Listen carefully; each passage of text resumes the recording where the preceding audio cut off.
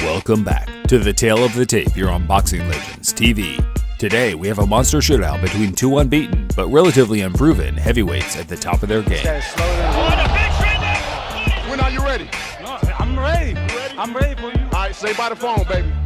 For those of you that don't know, this is a heavyweight title fight for Wilder's WBC strap, the most prestigious belt across all the weight divisions. I'm about to put on this boy.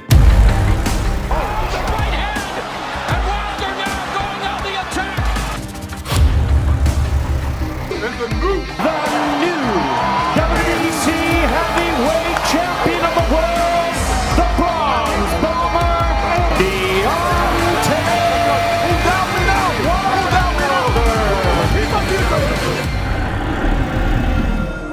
It should be a great one to break down, but before we do, we'd advise anyone who knows a thing or two about art and graphic design to hang around to the end to get a rare paid opportunity to do some work for us on this channel. Without any further ado, let's take a look at the stats. Anti-clockwise the way my wrist turns. Gee, I whip until my wrist burns. Had to put it on freeze, nigga, hella ice. Pinky ring, yellow ice, shines like the weather's nice. WBC heavyweight champion Deontay Wilder will enter the ring with a record of 39 wins, 38 knockouts, and 0 defeats. Deontay was born and raised in Alabama, USA, and is currently 32 years old. Wilder stands at a massive 6'7", or 201 centimeters to be precise, and has one of the longest reaches in boxing today at 83 inches. Deontay fights in the orthodox stance, although some of his moves are anything but that. Wilder's standout stats from his performance card are his power at 95, which is the highest in the world today for obvious reasons, his speed at 83, stamina at 84, and chin at 82. There are still question marks around that chin, but despite having a weak defense, it has held up so far. We've changed the heart stat to ring IQ because quite simply 99% of boxers have to have a decent heart to make it to this top level anyways. Wilder's ring IQ isn't the best, but when you tie that in with high punching power, you're often left with a dangerous, unorthodox wrecking ball. Challenger Luis King Kong Ortiz will enter the ring with an unbeaten record of 28-0 with 24 knockouts. He was born in Camagüey, Cuba, and is currently 38 years old. Ortiz stands at 6'4" and surprisingly has an even longer reach than Wilder at 84 inches. Ortiz, like so many other great Cubans before him, fights out of the southpaw stance, which should make for interesting viewing to see how Wilder deals with it. Ortiz has a perfectly balanced card with all stats ranging from 80 to 90. With no real noticeable flaws, his standout stat is his power, defense, and IQ, which is probably the most honed amongst all heavyweights today due to a long and prosperous amateur career with the Cuban national team. Ortiz also has a fairly untested chin in the pros, but I can guarantee you it's about to be tested to its highest order on Saturday.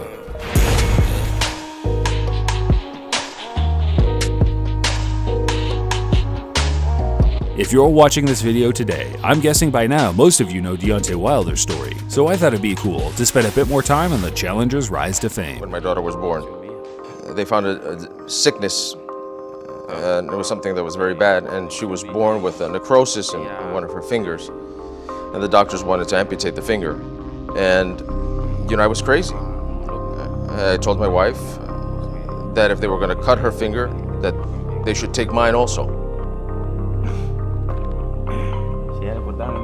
I wanted them to amputate my finger so that when she was born, she can say, I was born just like my daddy. It's quite refreshing to go back and watch a 20-year-old Luis Ortiz learning his trade in the amateur ranks. He was a fantastic point scorer, great body puncher, and had an extremely high work rate that never failed him once. Победу одержал Luis Ortiz Alarcón, Cuba. It's probably no surprise that he finished his amateur career with a record of 349-19, and even despite that, he was never viewed as the #1 Cuban competitor, and that's down to the nation having so many top fighters. Something manic about these final minute or so. Cruz's reflexes I've never seen anything like it on a boxer. The reflexes are unbelievable. For me, and so many others, Cuba is the greatest amateur boxing nation of all time. They have simply dominated the Olympics and World Championships for generations. Of one of the greatest amateur programs in the history of sports, dare I say, if not boxing, but assuredly boxing. Munich, 1972, was the year we first saw the Cubans rise with heavyweight legend Teófilo Stevenson, winning the first gold medal for the Cuban boxing team in their history, but he wasn't finished yet. 4 years later, he was back winning another gold in Montreal, and 4 years after that, taking the gold home at the 1980 Moscow Games. In doing so, he became one of only 3 men to win gold medals at 3 different games, including Laszlo Papp and fellow Cuban star Felix Savon, who is also another Cuban marvel, winning the most world championship medals at a staggering 7. Amazing. I've seen a lot of fighters beaten before they get into the ring against the Cubans, knowing that they're up against the best boxer in the world. But what was it that made them so great? Well, every gold medalist trained at the same gym, the Rafael Trejo Gym in Havana. It's here where the unorthodox techniques are taught. It's all about hand-eye coordination. It often comes across as dancing in some ways, but the ultimate goal is to hit and not be hit. Los giros, todo eso va también en el baile. Si te pones a mirar, viene incluido también con un baile. Lo único que se le agregan unos hoppes. If you would like to see Cuban boxing at its best, I would advise watching Guillermo Rigondeaux as a young man in the amateurs. For me, he is not just the best Cuban boxer, but the best boxer I've ever seen competing as an amateur. Precious little respect, but again, Rigondeaux's footwork is fantastic. During the 50s, Cuba saw a rise of champions in the professional ranks. Benny Parrott, Kid Chocolate, and the masterful Kid Gavilan, amongst others. Unfortunately, in 1961, due to a revolutionary government, professional boxing was banned in Cuba and they could only compete in the amateurs, which quickly saw a rise in defectors looking to earn a top living abroad. But on the global boxing grapevine, rumours abound that the family of any boxer who defects pays a heavy price back in Cuba. As great as some of these guys were as amateurs, their journeys as pro often turned into what-if stories. From Adlania Solis to Guillermo Rigondeaux, from Mike Perez to Yuriorkis Gamboa, they all have one thing in common: huge disappointments as a pro. And this is where Luis Ortiz fits in this whole picture. Will he follow the damned route of the Cuban professional legacy, or can he spark a new wave of dedicated boxers from Cuba? Even more to obtain my dream, which is to be a world champion. As a pro so far, Ortiz has looked dynamite for his age. He splattered every boxer in front of him and quickly found himself on U.S. national TV. That's the real King Kong. The real King Kong. He beat some notable names like Burt Cooper, Monty Barrett, and Latif Coyote before his first major setback happened. And again, another right that drops Coyote. And he caught him reaching again. But Coyote made the same mistake twice. After wiping out Latif Coyote in August 2014, Ortiz was given a 9-month suspension for taking the banned substance nandrolone before the fight. Of course, first-time offenders are often given similar punishments, and Ortiz was soon back in the ring doing what he does best. Luis Ortiz just looked at us and motioned the sign. I told you it wouldn't go around. This fight away. I mean, Redondo stays up after bouncing off the ropes and goes down on the rebound. He joined the HBO network in 2015 and started showing off his incredible counterpunching skills. He beat 3 top 10 opponents back-to-back in Bryant Jennings, Tony Thompson, and Malik Scott, and quickly put himself in the firing line for Deontay Wilder's WBC belt. Okay, let's do it. Hey, make sure you train hard, because I'm coming to whoop your ass, I promise. Oye, motherfucker, you bitch.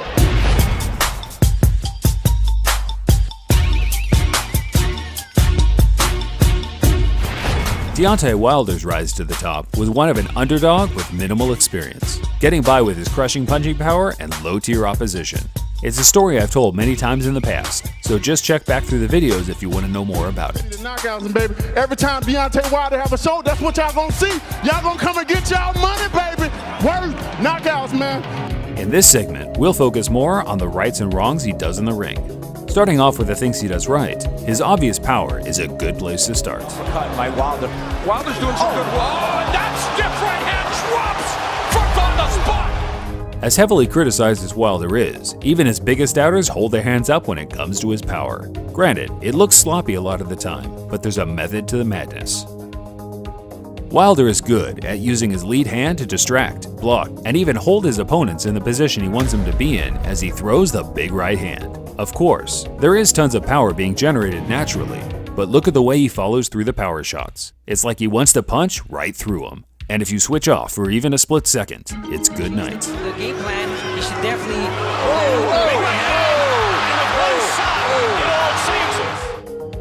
Wilder's defense is his biggest downfall, but it's very rarely a problem for him while he's on the back foot. He has both incredible athleticism and reflexes, which allow him to evade shots in not the most technical way, but enough for him to rarely get hit clean. To maintain his position, and he's going to start to look for counters, and he's getting more comfortable at close range. Spielkopf. This is where it becomes interesting on Ortiz's part. He isn't really a front foot fighter. He prefers to wait and counterpunch. When he does venture on the front foot, he often makes small mistakes, such as waiting too long to throw a shot or throwing something a bit wide. And as we have seen on many occasions, Deontay throws a fast counterpunch in these situations. That was a devastating punch, and it was all technique, it was timing. It don't get no better than that punch right there. When the fight takes place in the center of the ring, I think we'll see Wilder getting the best of Ortiz for the large majority of the time, throwing jabs, leaning, moving, and trying to pivot around Ortiz because, to be honest, Ortiz doesn't have the fastest reaction time in these situations. My biggest fear for Wilder is getting too over-eager. Although it has worked for him in the past, this will be the first time he'll be facing a grade A counterpuncher in Ortiz. Redondo stays up after bouncing off the ropes. Wilder doesn't have great punch resistance. I'm not saying he has a bad chin, but he often buckles his legs and flails his arms at the worst times. Look at the difference between how Wilder takes a big shot in comparison to Anthony Joshua. Вообще не боится. Оба! Болтанул! Deontay, Molina, шанс у Эрика. Тут промахнул.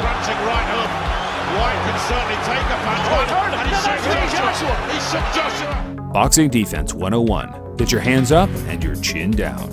With all that being said, I still think Wilder will have lots of success throwing shots directly through Ortiz's guard. We've seen him do it time and again. Unless you're feinting and giving Wilder something to think about, he'll punch right through you.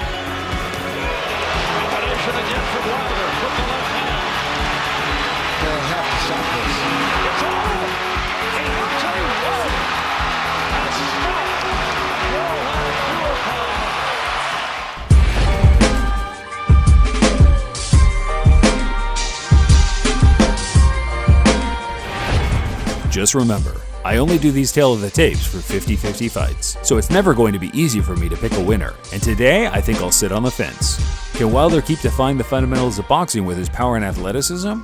Can Luis Ortiz finally step up for the most technically brilliant boxing nation of all time and become a legitimate professional champion?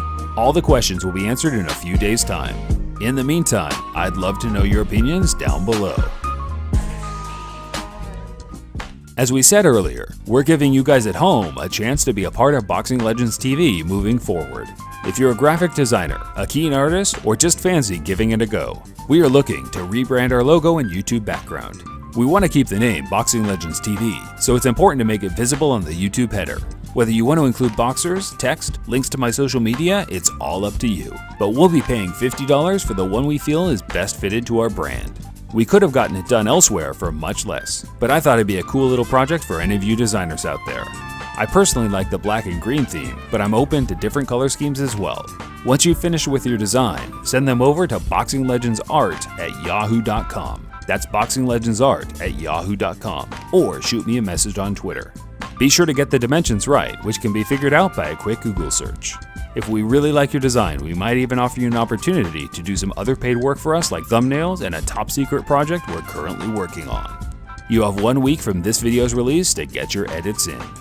Until next time, fight fans, this is Boxing Legends TV, signing off.